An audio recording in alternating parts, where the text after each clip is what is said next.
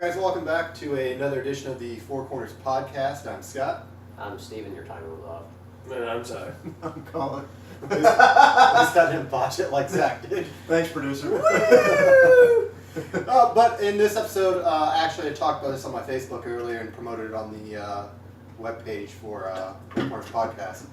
We are going to be covering today on how to win a fantasy football league, what you need to do, know, and how to trade to win your league. And this will cover if you're playing for fun, if you're going to play serious play, if you're going to play for money, regardless of league size. This will be the walkthrough that you can use to win a championship. I've done fantasy football for 11 years. I've won every single year. I've played for money. I've won for money. And these guys have all played as well. I don't know exactly how long you all have been playing. Colin, I think, 8 years? 8 or 9. 8 or 9? Something like that. 8 or 9. What about you? 8 or 9. 8 or 9? Yeah. All right. So first off, I'll bring up something that we can just add in when you guys think of something, or if you guys have something you'd like to add in. But We're just gonna shoot the shit. well, this is going to cover PPR. That's what we play the most, and I feel that's the most popular format is points per reception. I don't think so. Although they've changed since the last time, like a little long time ago. But what this will do is this will set you up for success on how to construct a team, draft, and manage the team throughout the year. So the first thing I want to bring up is you need to know the rules of your league. You need to know the scoring system primarily. By knowing that, everything else will come into place. But if you don't know how your league scores, then you're already going to be behind the 8 ball, because if you're in a PPR league and you're drafting, we'll say, quarterbacks round 1. If it's like, for example, like Andrew Luck gets drafted round 1. if you're getting points per reception, you want to try to capitalize on the most high volume players. Yes. If you're drafting Andrew Luck round 1, you've already lost. Period. Moving on. Most likely. Most likely. But when you're going into your league, if you get a league together with your buddies like we do one every year, you want to know the rules. You want to know the scoring system on how to get the max out of your picks each round. I mean, usually during PPR, you usually want to go for running backs. Just most of the time, you do. I'm going to go for receiving running backs. Yeah, like the ones who throw the swing out because Drew Brees is usually one of the best ones, aka Alvin Kamara. Thank you, by the way. He's Yes. going to have a sophomore slump this year. I don't think so, but we'll get into that. I don't think so with the first 4 games because Ingram's out. Yeah, he's suspended. Yeah.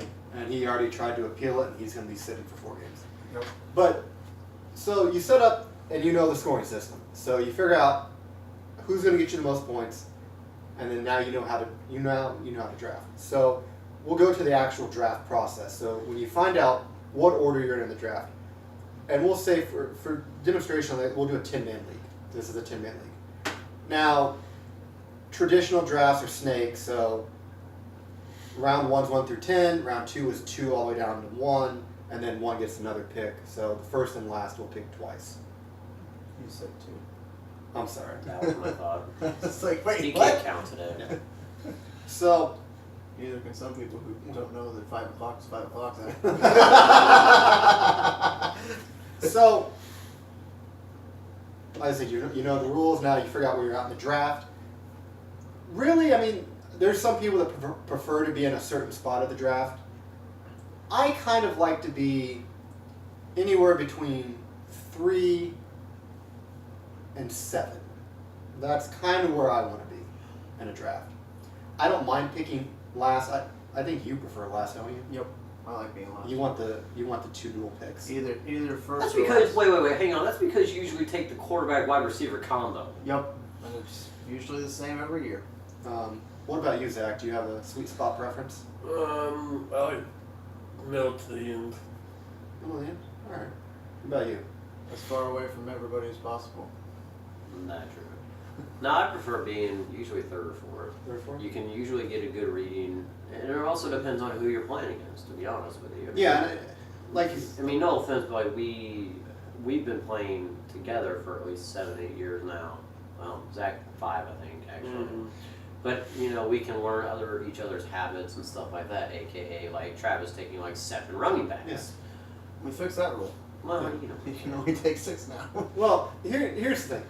When you're looking at the draft, say for this demonstration, we're going to say you draft 5th. Scratch that. I want you 7th. 7th will work. So because you're dead. It's because you were dead center. yeah. Well, my example wasn't going to work as well if I use 5 versus 7. So you're at 7. So the draft starts, and I'll tell you what. You're going to make plans for the draft, and I guarantee you, at some point, those plans are going to go to shit.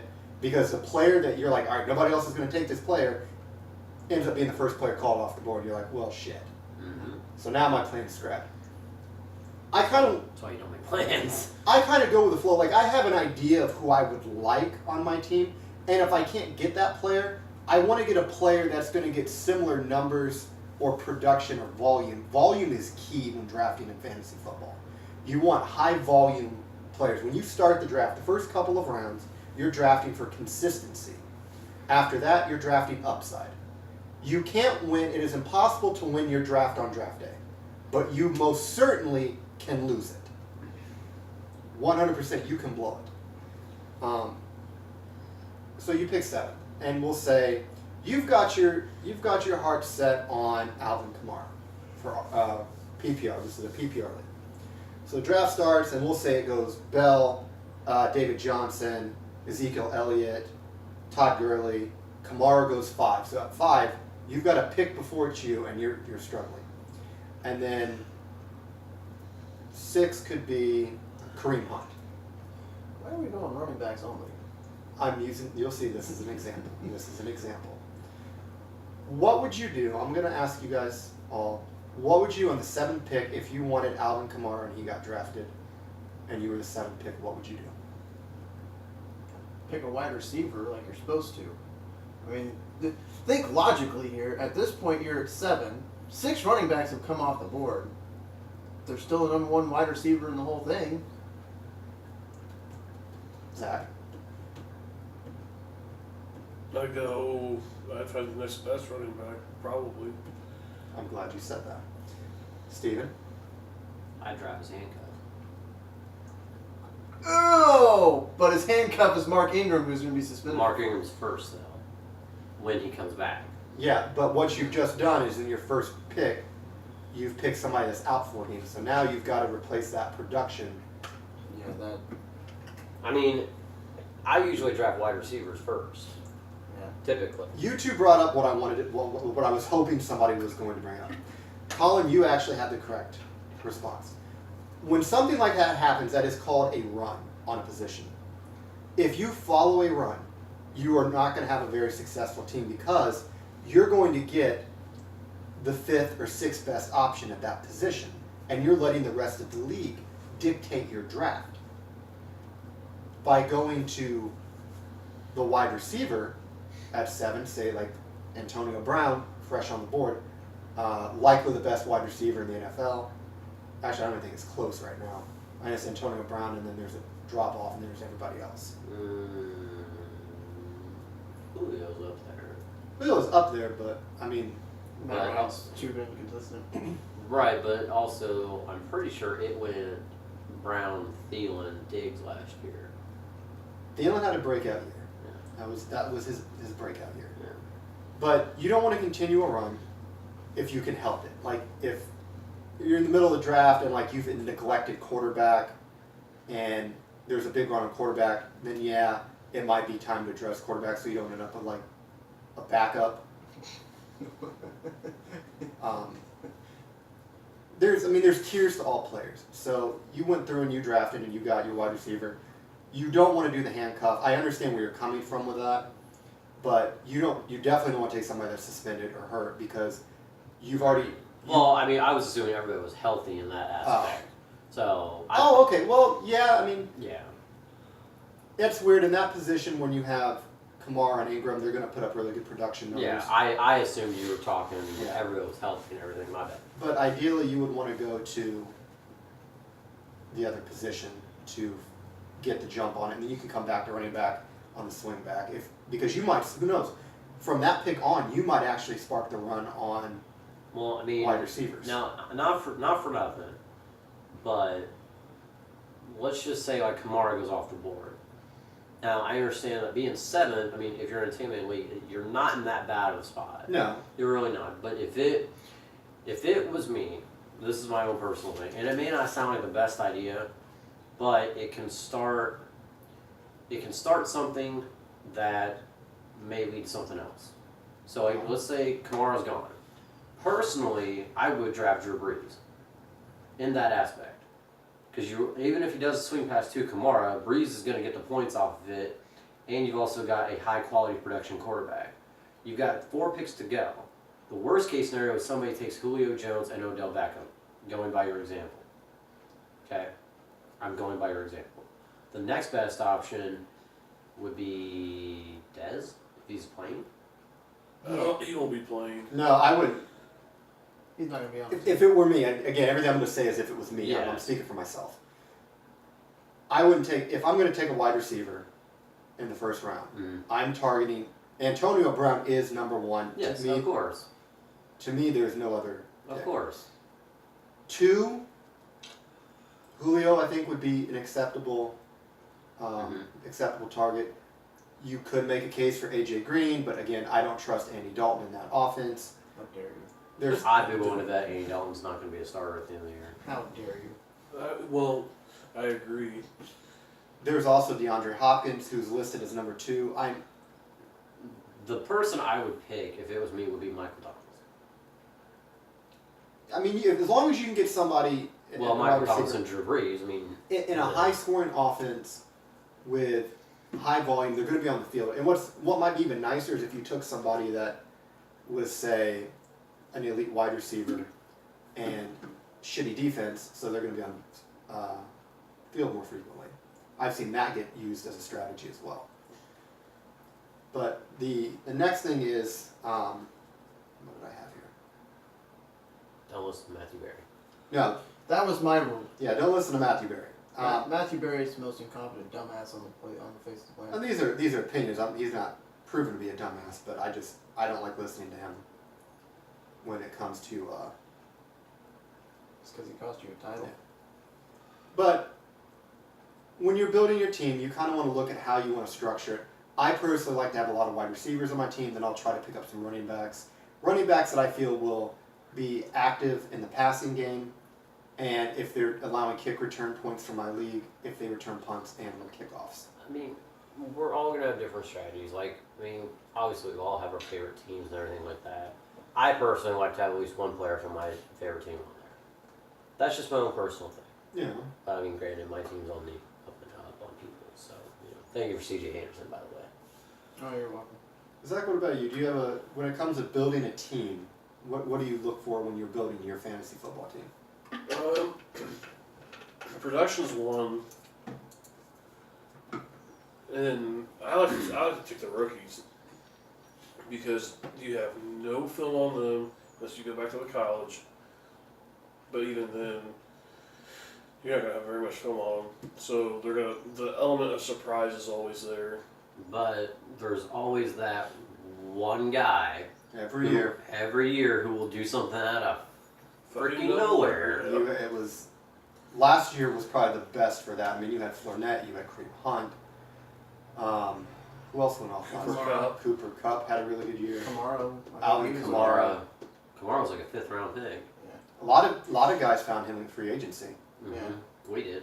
Well, that was because I think we drafted him for somebody because they Yeah. weren't at the draft, and then they dropped him. He was literally the last round pick in our draft, like I think the last pick of the draft, and the person dropped him, and then he was sitting there in our league Mm-hmm. because I don't remember who picked him up, but he ended up. Oh, was it on your team?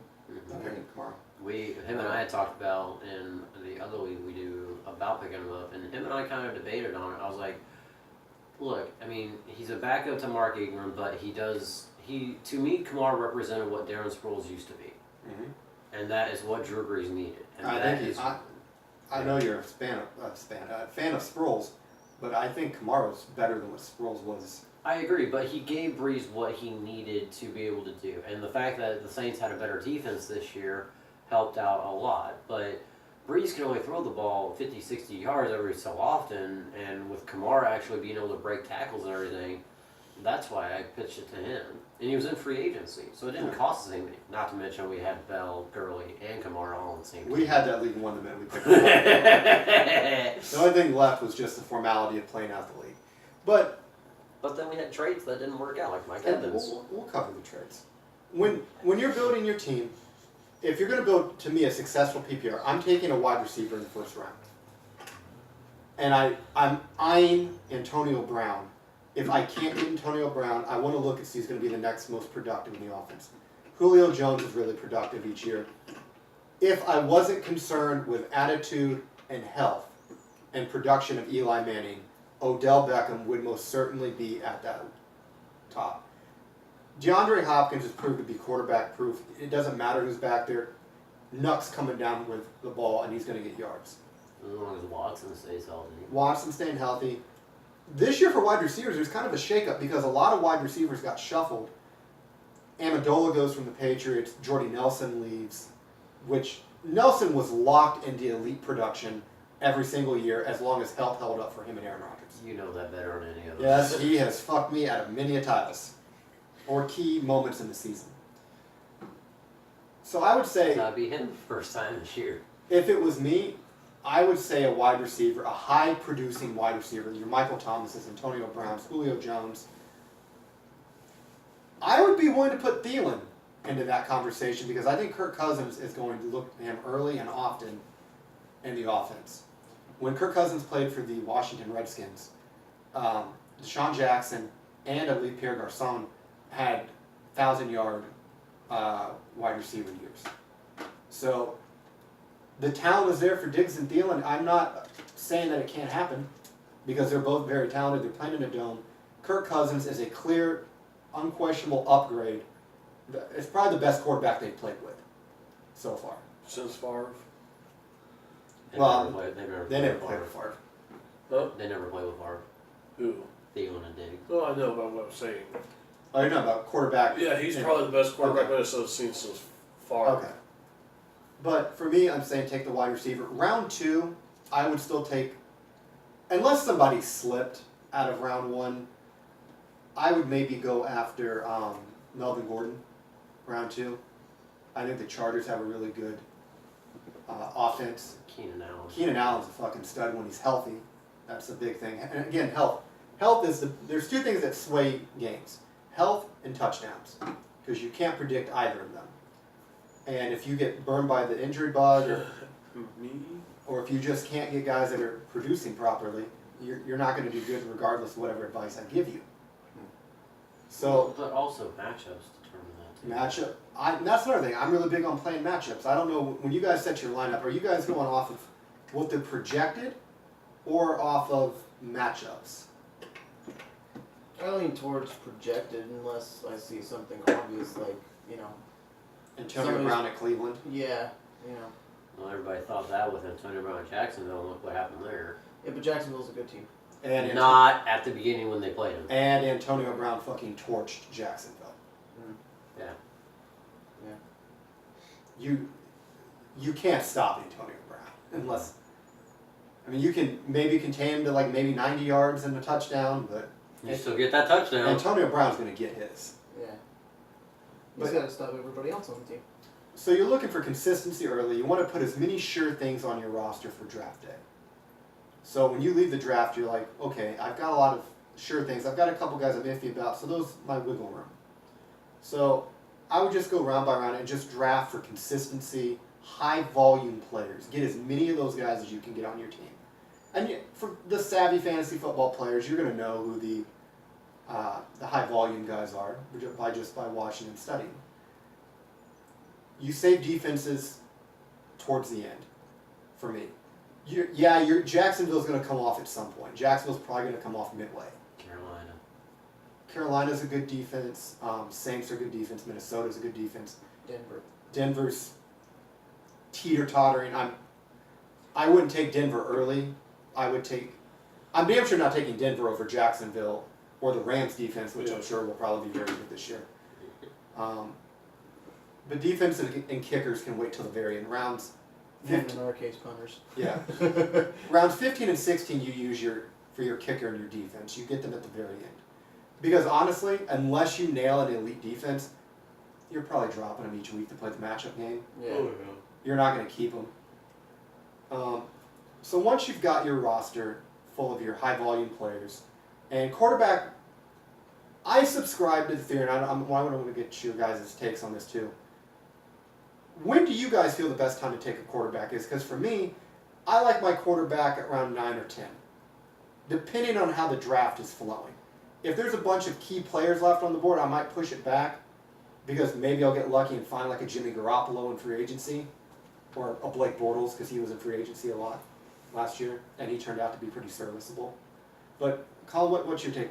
For you, when's the best time for a quarterback? It really depends on where I draft. If I draft 10th, then I'm picking up quarterback right off the bat round 2 because I'm going to have his wide receiver round 1. So you want to double up on? I always You want the my, sack. My intention is to get the number 1 running back from that team, hopefully a high volume team, the QB and the wide receiver. That way I pretty much got that whole thing covered. And then I'll pick up probably the handcuff like late round, like midway through the draft. So I don't have to worry about some fuck stealing that from me. So Zachy, what do you got? It depends. I think if I'm in the middle, I'm not going to. I'll probably wait till the end or middle of the draft to address that issue. But if I'm like Colin, and I know the second round is coming back, we're going back to back, and there hasn't even been a thought from anybody quarterback wise.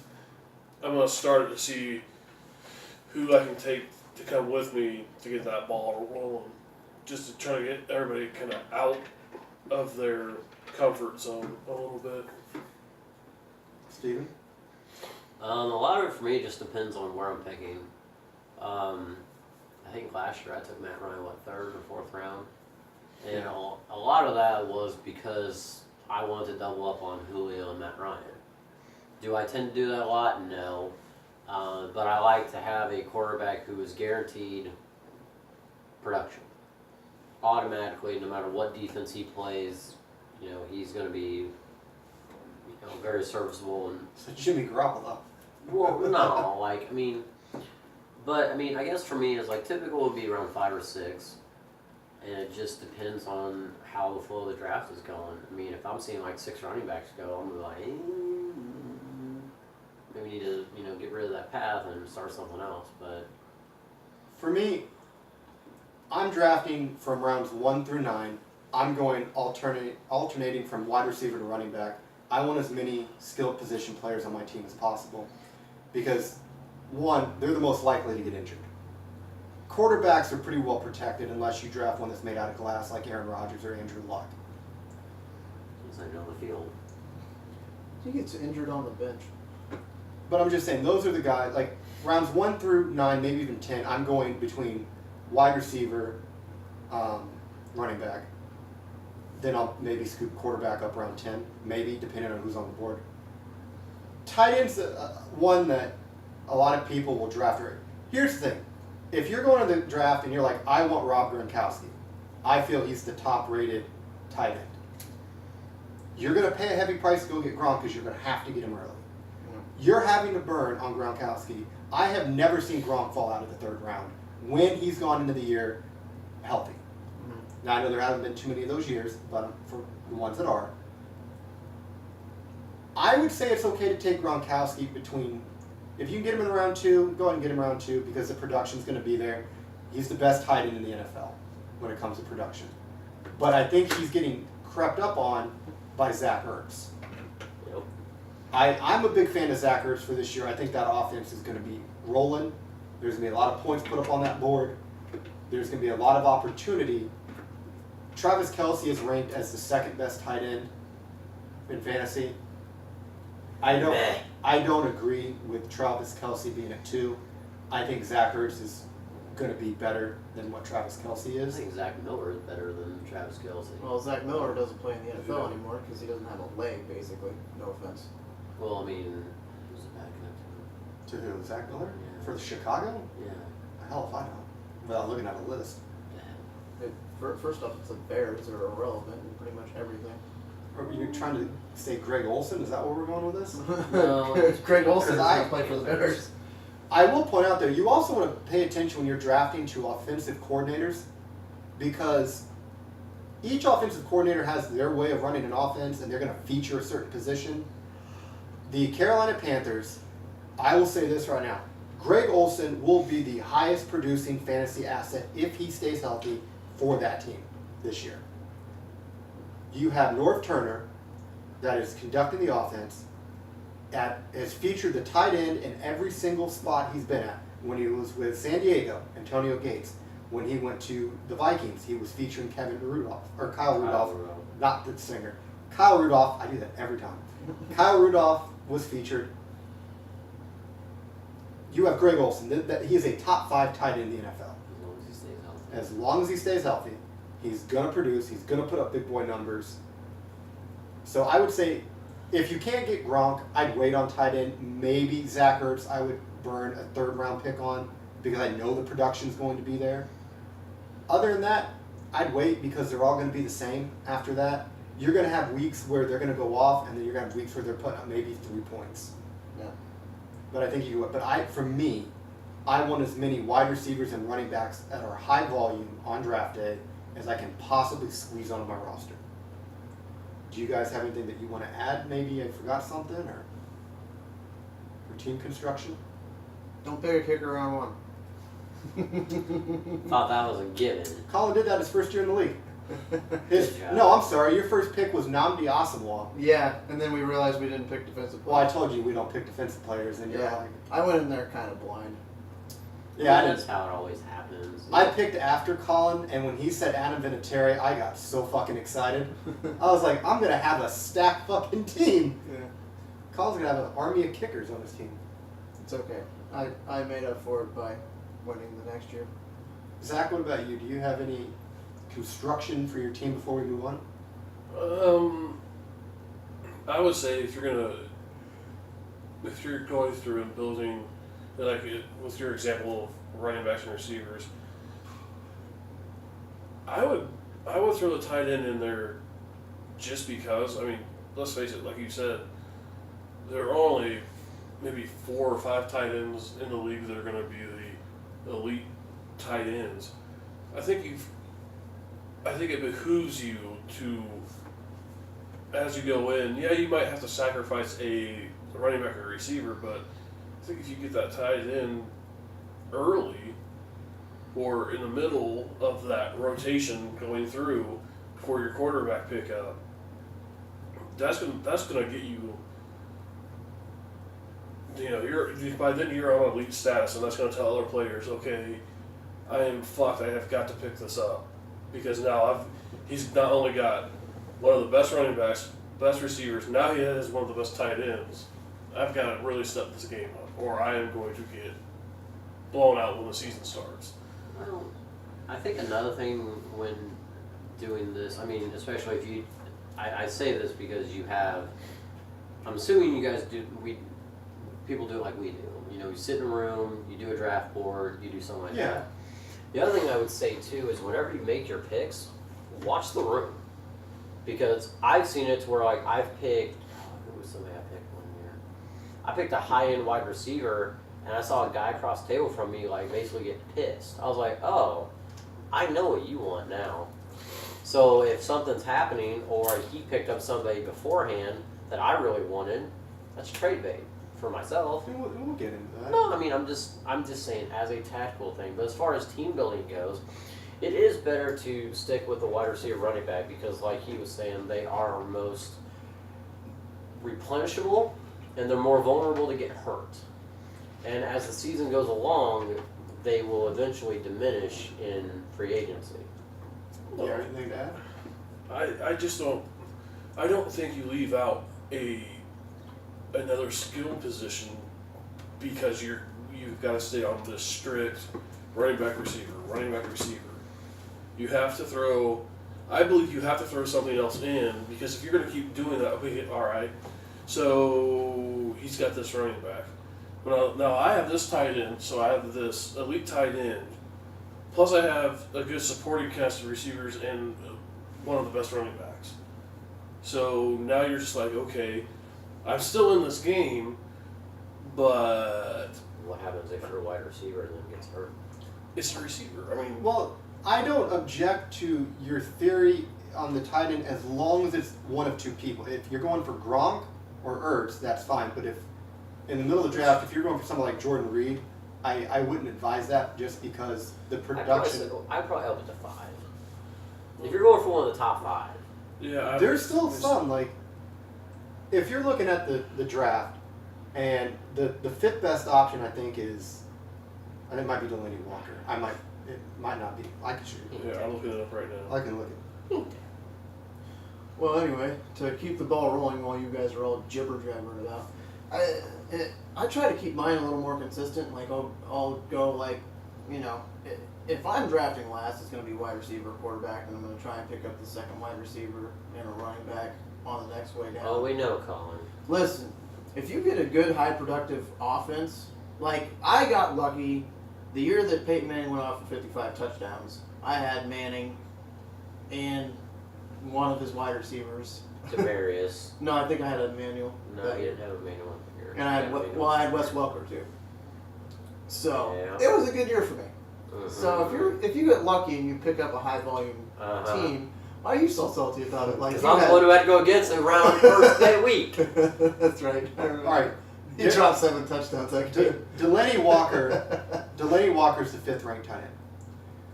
So in that round, you would have to look at who else might still be on the board. Now, there's a good chance a couple of these names will be there. Derrick Henry, He's a possibly. running back. I'm saying this is just for my philosophy. Derrick Henry, Jordan Howard. We'll get 2 running backs. We'll pick 2 wide receivers. So from that list, we'll say Will Fuller. And this year, Braden Cooks is ranked 35th. And yeah, we use those 2. I would still want, instead of Delaney Walker, I would still want to take either Henry, Howard, Fuller, or Cooks over him. Because if I passed on Delaney Walker, I could still get Kyle Rudolph is serviceable, Jimmy Graham is still on the board, Charles Clay, David Njoku I think will have a bump in production with the wide receivers that they added, Cameron Braid of Tampa Bay. I'd be fine with those guys. Would I love to have those guys? No. But if my other options are passing up on Derrick Henry, I'm not going to pass up on Derrick Henry in exchange for Delaney Walker. Because I just want to, I would just want to add depth. But I don't disagree with what you're saying as long as the volume and the production is there for the tight end that you're taking and it is equal to or greater than the production that you would get from your running back or wide receiver pick. Yeah. I mean, it all depends on what you're looking for and what you're trying to go with. I mean, for me, tight ends don't mean a whole lot. I usually play the matchup game with tight ends. Like, I'll just pick up a random decent guy 1 week, and then I'll be like, oh, that tight end's playing Cleveland. All right, I'll pick him up this week. But I'm pretty used to playing the matchup game with tight ends. I do the same with defenses. I usually save defenses and tight ends till at least 8th or later. You know, you typically in our league, at least from what I've noticed, the top 3 or 4 defenses are gone by round 7, and after that, it's basically you just want to pick up a good matchup. You don't want to defense. pick something that's going to get you negative. Yeah, I understand what you're saying. so it just makes more sense to play it that way. I mean, for 9 times out of 10, you're gonna take the defense, the tight end, and the kicker, and they're all gonna be matchup based. Mhm. You're gonna be dropping them week in and week out, unless you're like really ballsy and want to take a kicker like 12th or 13th. But unless you get somebody like Gostowski or somebody like that, or I don't know any of the other. Janikowski. Yeah, Janikowski or whatever. I don't know if he's in the league. He might be retired now. I'm not entirely He sure, got but kicked out. For what? for being an Oakland Raider. He's not listed. He's on the top 20, so. Yeah. So, if you get a decent kicker, then yeah, you can play the kicker all the way through. But most people, like for me, I save kickers, and in our league we have punters until the very end. And our league also has defensive players, which actually that is an interesting situation. I didn't want to make this too complicated, Right. that's why I left that out. But I want to move on to my personal favorite, and that's trading. Trading is the best way outside of the waiver wire to fill in holes on your team, because if you're going to have a winning record, odds are you're not going to be able to compete in the waiver wire to go get some of these players. You're just not going to have priority to get them. So you're going to have to trade. So here's the biggest thing. This is the number one tip I can give you when it comes to trading, and it starts on draft day. If you're sitting in the room with your buddy and you had a sleeper pick that you just got a gut feeling is going to go off, and we're talking like maybe a third-year wide receiver, because third-year wide receivers, there's been the whole, mystique around them that's when they flip the switch and they turn it on, and that's typically a third-year wide receiver. That's their highest producing year. So draft rolls around, and let's say I have, for example, Do you want to name a rookie wide receiver? give me a rookie wide receiver. DJ Beard.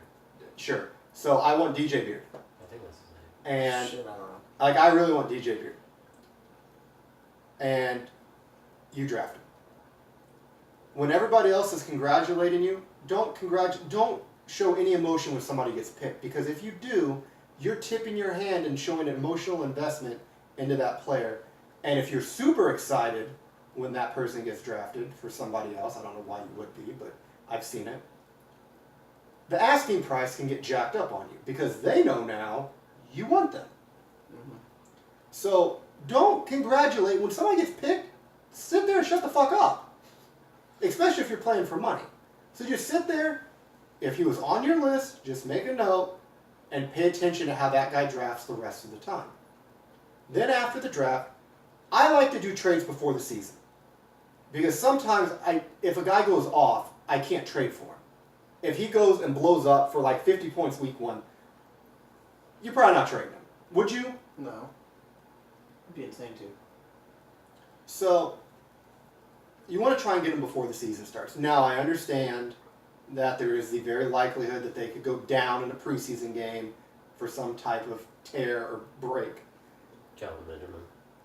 Julian Edelman, Jordan Nelson, there's a long list. So we're trading. You always want to open up middle of the road for a trade. You don't want to go overspend for it unless you think you're going to have to, depending on who you're trying to trade with. So if it's you and I are conducting a trade and I want DJ Beard, I'm going to offer somebody off my bench that I feel is expendable, that I don't think would bite me in the ass if you ended up with him. Have I been wrong in this very situation? Yes, between you and I. So, because I traded you Doug Martin the year that he went off. Yeah, We all know how that. yeah. I want a You want a championship. championship. But what I'm saying is, if you trade somebody, if you're trying to trade with somebody, don't show any emotion. I try to trade before the season. And I want to add one thing that just came to my mind with the psychology thing with Steven. When you're watching somebody, make sure you don't only, when you draft somebody big, don't, it's like you said, don't speak or get too emotionally attached to that pick. Just start watching people. Because someone's going to give you a tell one way or the other of what they're thinking. Well, very good, because you actually might see somebody else like pique their interest, and you're like, ah, shit, now this is going to be like a two-horse race to try to trade. And now the snowball's going to fucking start to form. But what I've also done in drafts, if a player that I really had high hopes for gets drafted to a team, I look at what that team has and I start taking what their needs are. The best options that there could be for that position, and stash them on my bench. Because then when it comes at the end of the draft and you're like, well fuck, I got all these running backs, I didn't take very many wide receivers. You're like, well in our case this would be a wide receiver, so if you took a bunch of wide receivers and no running backs. You should Travis. Yeah. Well, I'm just saying, like, if you had a bunch of wide receivers, so you're like, man, I got these wide receivers. Like, yeah, I'll trade you. I'll trade you this running back here to help even out your team, but I want this player in exchange. So you try to give him a need for a need. Yeah. But obviously, you're going to try to win the trade for yourself. So I mean, there's a lot of psychology that goes into trading. I like to trade for the sleepers if I can't get them, and depends on who gets them in the league. If you're trading with somebody in division, good luck. You're probably not going to get the trade to happen without paying an arm and a leg, because you're going to have to go through that team to probably win the title. But like I said, trades are probably the most efficient way to shape your team, especially if you had a poor draft, but you have like a very valuable chip that you come to find out is wanted by other players. If you know what you're doing, you can try to get a bidding war for that player and maybe try to improve your own team. Because again, if you draft a really good team and you're going to be winning a lot, odds are you're not going to have very good picks out of waiver wires. So you're not going to get the guys that turn out to be the big studs in free agency because you're not going to have the pick. Yeah. Our benefit, though, with us is that most of us have played in the league for a long time, so we can kind of pick up on people's trade habits. Like some people, for instance, like to always trade, like they'll trade a not very good player to intentionally get a very, very good player. We've seen that before where somebody's like, I'm going to trade this defensive player for, you know, Andrew Luck, for instance, when he was good. You know, Travis. The 1 year. Yeah. I'm glad you picked up on that. Some people were fairer than others, and some people were kind of douchey with their trades. And there's some people that you never trade with. You intentionally never trade with because they're always going to fuck you on the trade. There's no point in never trading with them. I always like to trade with Scott because I always end up winning the trades, so. It always works out for some reason. I can't ever. I traded for Jordan Reed last year, and I got Kareem Hunt. Yeah, you did. Yes, and you Jordan- I got Jordy Nelson. Oh yeah, and then Jordy Nelson, or Aaron Rodgers went down, and Jordy Nelson became irrelevant. The rest Jordy of the year. Nelson went down too because that was when he played me Yeah, against the Falcons. yeah, because he ended up trading me Kareem Hunt, and Kareem Hunt had a few good games right after, and he was kind of in the mid to low teens for a while. I actually won a league last year. I had drafted Kareem Hunt, and I got Zeke late because of the suspension. Yeah, I traded Kareem Hunt week 3 straight up for Le'Veon Bell. Mm. Everybody in the league thought I was stupid.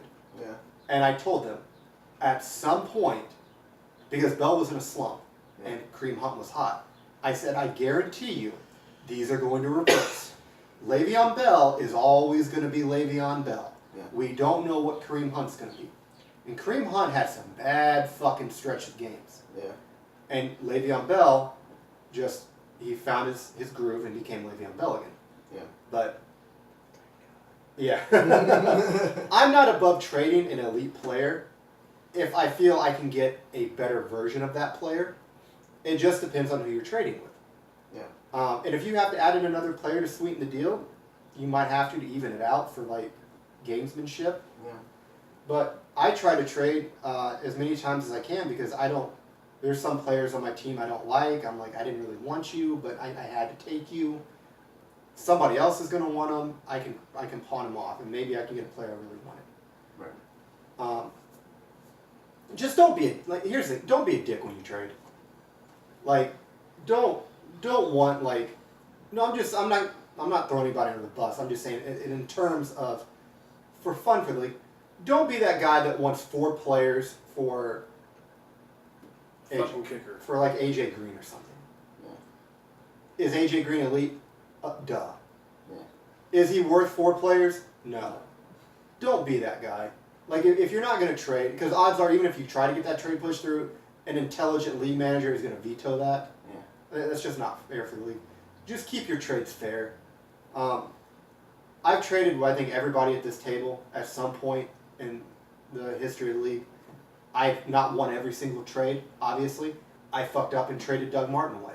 Yeah. I traded with Zach and I gave him Mike Wallace. Your Mike Wallace went the fuck off. Yeah. I traded with Steven, and funny fact, do you know the original trade between Steven and I involved me getting Todd Gurley? Mm-hmm. But Steven switched it at the last second. Mm-hmm. So call. there's a good chance I would have won that league. There would have been no, because I had Zeke, I think I had Antonio Brown too. You did. Yeah, that'd have been it. You know, Antonio Brown went down towards the end, but wait on overall. I'm saying when you're going to your draft, know your rules. Draft consistency, high volume, get the upside later. Wait on quarterback.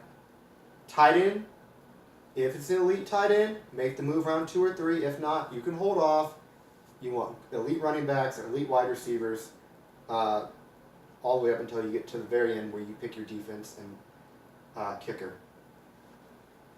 Pay attention to the waiver wire. Also pay attention to who's dropping players. Because if you get an owner that is sitting on, say, Mike Evans would be a good example. Some players are listed as can't drop in leagues, so you have to wait for them to shit the bed or get hurt. So if they're super shit in the bed, and you have an impatient owner, you're like, you know, this guy's a bust, I wasted a first-round pick on him, I can't believe it. If you hear him talking about that, like if you guys are if we're at the bar and Zach's like, God, I can't believe I took Mike Evans, he's shit in the bed, he's not putting up any points. Look at the schedule for that player. See if you can trade someone and try to go get that player. Because if you can make a trade with an impatient owner, that can be just as beneficial as getting somebody on free agency. Because if you get someone that wants to trade Mike Evans because he's slowing up at the start, you might have him on the hot start for the rest of the season, and then you give up low-end potential. If you're going to trade away a struggling stud, trade him still for a stud. Because there's a good chance, at least a 70 to 75% chance, they're going to snap out of this. Unless it's Mike Evans because James Winston sucks. But do you guys have anything that you want to add to like trades or like? I got nothing. Or maybe add a free agency is another thing. I would say just monitor free agency and see who's dropping. Because if they drop like a sleeper that you've been wanting, I mean, if you got the chance to go scoop them up, go scoop them up. Yeah. Because you're going to run into impatient people in these leagues, especially if you're playing for money. Yeah.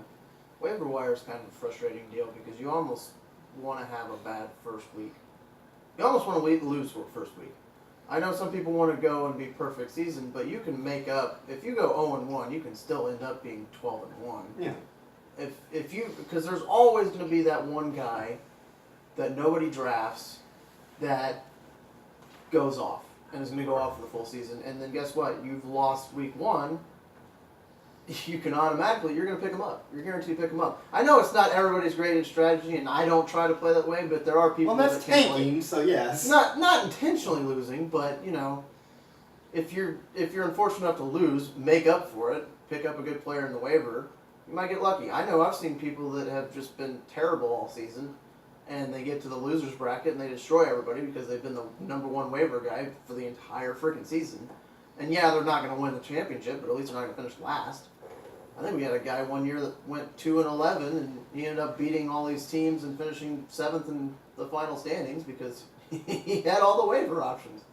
So he took all the good players.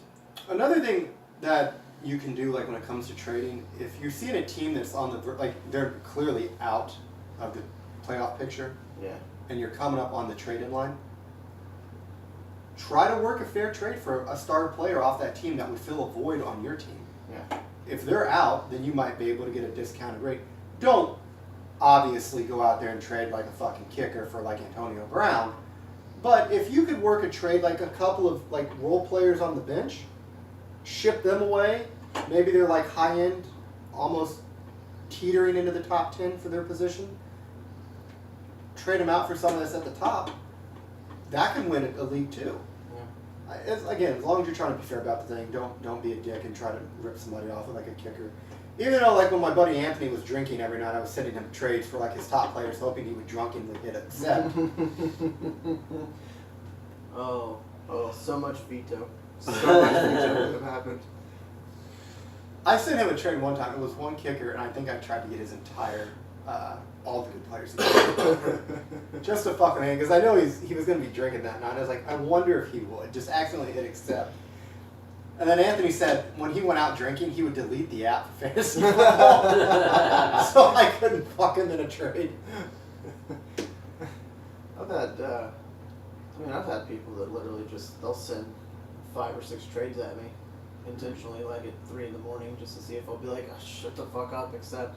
I've done that too. Yeah, you're not the only one. I think Travis has done it to me too. Mm. And it never works. I just look at it and go, you're freaking stupid. Decline. Moving on. Back to bed.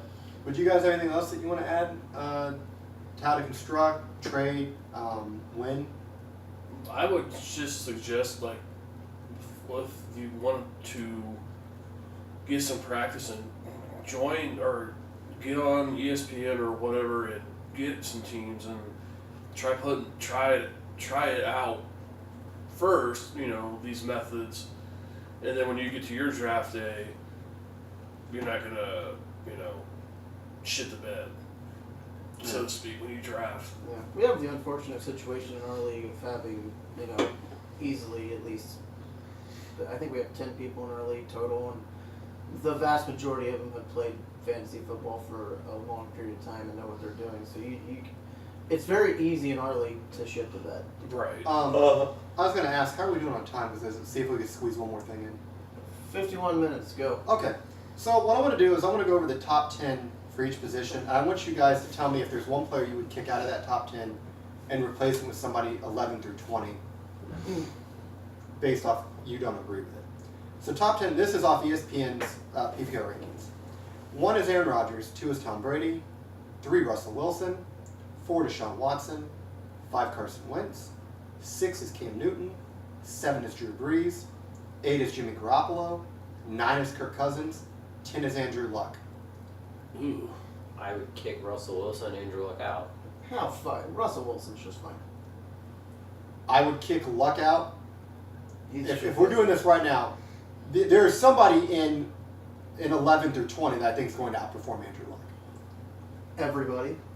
Zach, do you have somebody you would kick out?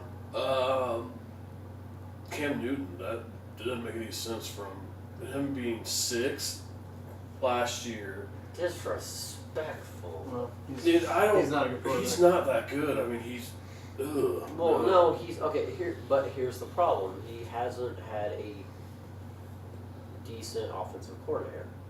I honestly think North Turner will be the difference. Okay, but when you're overshooting the ball He's to not your Jim Bob receiver Cooper. by I know. 10 yards a pass, if you're 10 yards over his head and 10 yards long, how the fuck are you going to complete a pass? Does That's he why play- we get tall receivers. Does he play Denver this year? No. No. Oh, well, he can't be scared Colin? of that man. I mean, Andrew Luck, obviously, he's not even worth being in the top 30. Who's 11 'cause through 20? He's not gonna 11 start. through 20. 11 is Phillip Rivers. 12 is Matthew Stafford. 13 is Alex Smith. 14 is Big Ben. 15 is Jared Goff. 16 is Patrick Mahomes. 17 is famous Jameis. 18 is Dak Prescott. 19 Matt Ryan. 20 Mitchell Trubisky. Well, seeing as how Jameis Winston shouldn't be in the top 30 either. I would drop. Well, you're saying that based off personal opinion, not 'Cause I hate actual facts. I hate Jameis Winston. Such a twat. Out of the top 10, I would say Luck does not finish in the top 10 at the end of the year. I don't think he starts. I would put Jared Goff Mhm. into the top 10. I not meaning to cut you off, but I would put Phillip Rivers. That was the other one. Yeah. That was the other one. I think Phillip Rivers should be in the top 10. Well, I wouldn't be surprised. Which one you said Russell Wilson might get knocked out? I would not be surprised if that doesn't happen. Fucking disrespectful. you're not a Seattle fan. Shut up. I You like shouldn't be. They murdered your team. I like Russell Wilson. Here's the thing. And Doug Baldwin. That offense is Doug Baldwin and cross your fucking fingers. Tyler Lockett's not bad. Yeah, he ain't good either. He's not bad. We'll see how their run game goes because they had a running back. Hold on, timeout. Listen, they had a running back last year that was really good, and then he got hurt. Again, got hurt. So here's the thing. With Seattle, Everybody gets fucking hurt. in Seattle, it was inefficiency and injuries that. Well, you know what ain't gonna be That that and the deep. Legion of Boom is no more. Thank God. Fuck them. Zach, do you have anybody you would kick out? Out of what, 11 through 20? No, out of the top 10, replace them with somebody from 11 through 20. Cam Newton, Andrew Luck. You're on the fucking list. He just don't like him. No, because Cam Newton can't fucking throw a football. Oh, he can run. He also can't pick up a fumble. Not either. That's Zach. I would put Matthew Stafford and Big Ben or Phillip Rivers. I'm actually surprised Big Ben is not more up there. As Injuries. actually- It's straight up injuries. Well, it's not even just injuries. It's also that he lost one of his wide receivers. Martavius. Yeah, Martavis is gone. So it's basically Antonio Brown and Yeah, but he got Juju Smith-Schuster. okay. And you have Le'Veon Bell. Do you have also the that tight end that they have?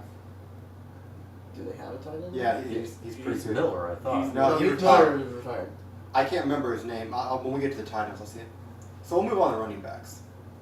Top 10 running backs: Bell, Gurley, David Johnson, Zeke, Saquon, Kamara, then Hunt, then Melvin Gordon, Leonard Fournette, Christian McCaffrey.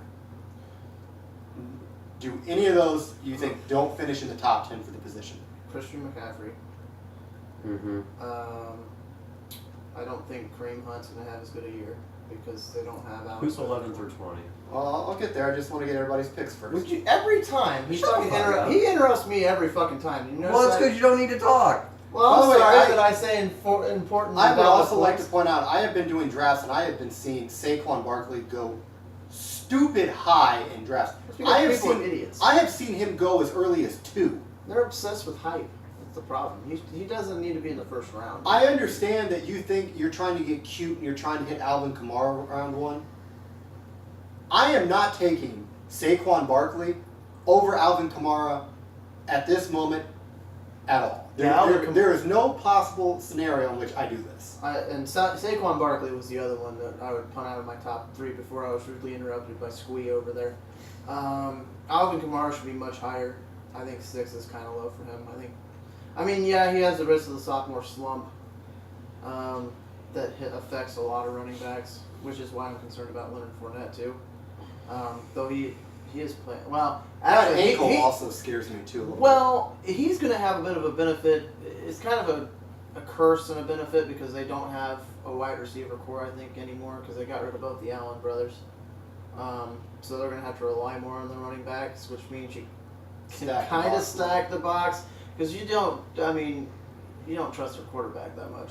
He's not that good. bit. All right, so you're dropping out McCaffrey, Hunt, and Barkley. Yes, for sure. Zach, who did you want to drop out? I'm gonna drop out Barkley, Fournette, and McCaffrey probably. Okay. I'm gonna just drop out Skip Steven. Barkley.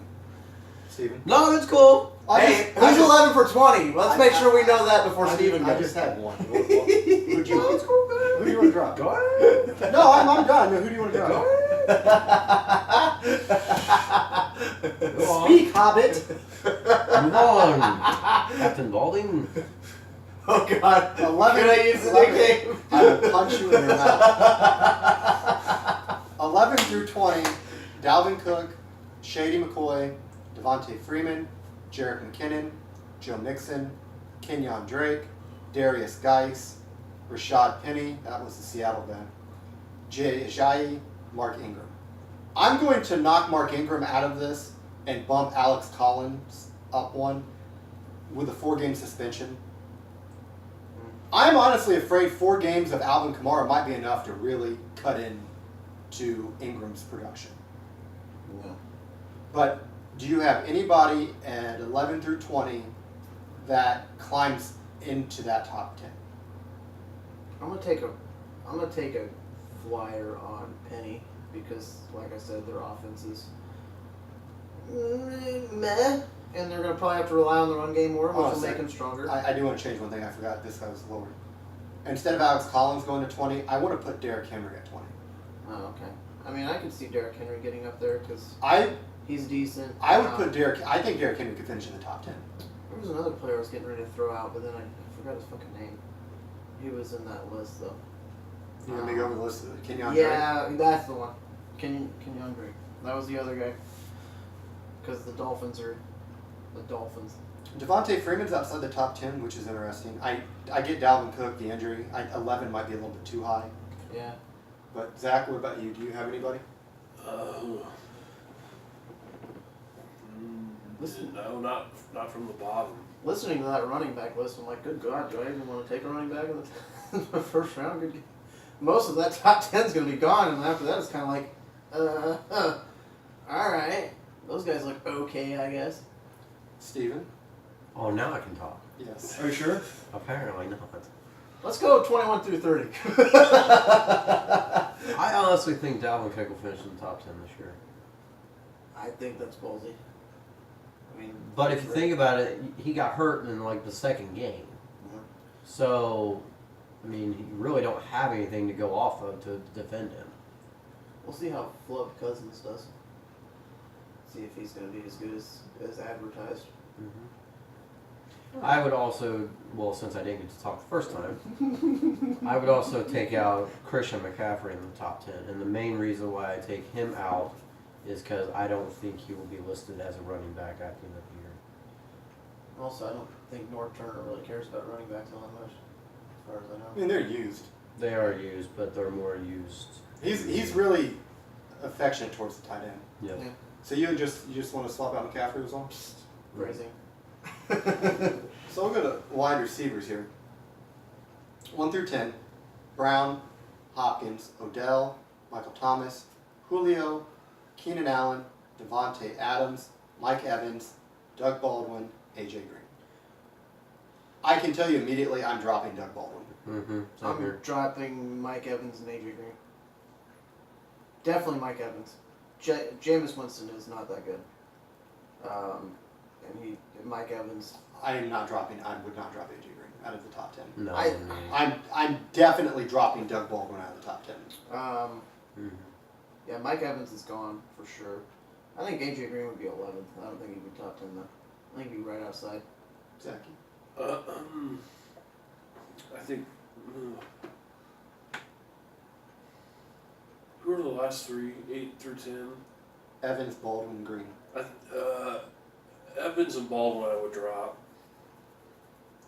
You guys are sleeping on Evans, but I'm sorry. As soon as he gets a good quarterback, he's not a twat waffle. so we'll go 11 through 20.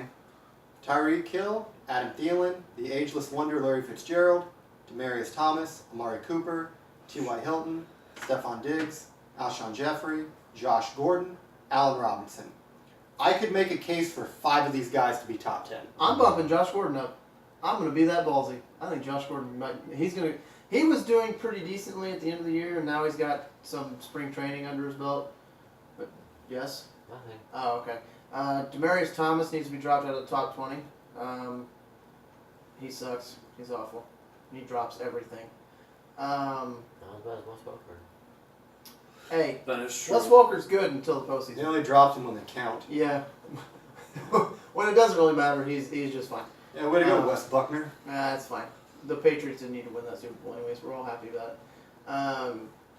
But yeah. Fuck. Josh Gordon I could see going up there. I think he'd be interesting to... he's always kind of one of those weird ones. Like, if he stays off the pod, he's the best player on See, the team. that's the one reason why I'm not going to move him out of where he's at. But I think he's been good for a while now, so I'm gonna take a risk and trust him and say he's gonna be in the top 10. And I think who was 11th? Tyreek Hill. Yeah, no, sorry, 12th. Thielen. I'll go with Thielen. Thielen can move up there.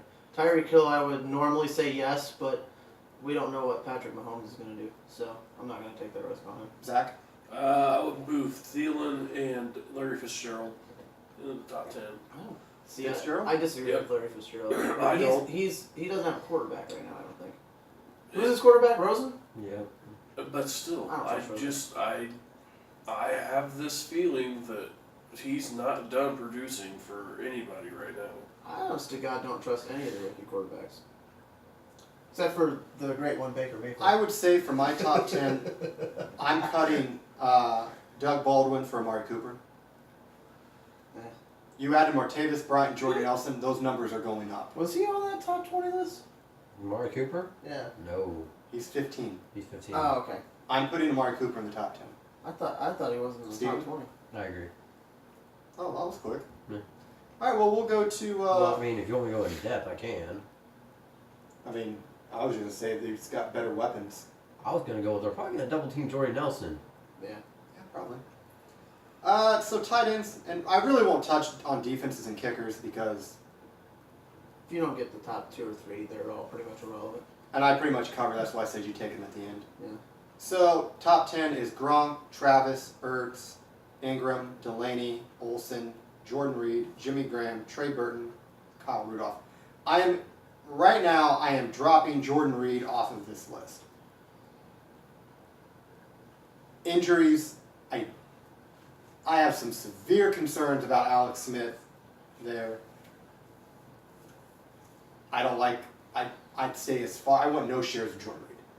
I don't think I would really want any Washington player until the very late rounds. Zach, I would say Jordan Reed gone. Squee. Jordan Reed. All right. You call me Squee one more time. I'm gonna call you your other nickname. 11 through 20. Do it. Jack Doyle, Charles Clay, Tyler Eifert, George Little, David Njoku, Cameron Brate, Austin Seferian-Jenkins, Vernon Davis, Rico Gathers, Vance McDonald. I would move either Doyle or Rico Gathers, I think, would move. I think Rico might move up. I don't think he'll be in the top 10. I would say I would put Jack Doyle in the top 10 and cut out Jordan Reed. He's still with the Colts. Yeah. And even when they had shit quarterback play, Jack Doyle still got really good numbers, especially in PPR. I'm going with Joku. Why not? No, I agree. Yeah, I'm going with I Joku. agree. I think he's gonna be I go top 10. Doyle. I don't think the Colts are any good, so. They aren't. They're not good. Ever since they got rid of Peyton Manning. They've been good, what, 1 year? Maybe 2? Well, it remains to be seen. But again, guys, that's going to wrap it up for the walkthrough. Again, if you guys have any questions, you can message me on Facebook. You can message any of these guys on Facebook if you got them. You can also leave a comment in the comment section. Let us know what you think. But that's all I got. I think we've probably reached a pretty good stopping point. Yeah, it's time for my nap. So for everybody here at Four Corners Podcast, I'm Scott. Steven. Zach. Colin. And we will see you guys next week. Peace out. No, I'll get up. Okay, you can. You're right.